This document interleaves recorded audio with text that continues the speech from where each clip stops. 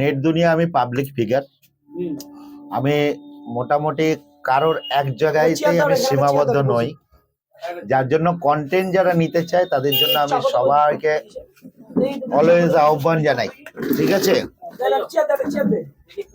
তো এটাই বলি যে সত্যি কথাই গ্র্যাজুয়েট চাওয়ালার বাড়িতে, মানে এই চা ভাইয়ের বাড়িতে, দেবাশিসের বাড়িতে, এই সোনামাকে যে মিষ্টিটা আমি খাওয়ালাম এর বার্থডেতে গেলাম।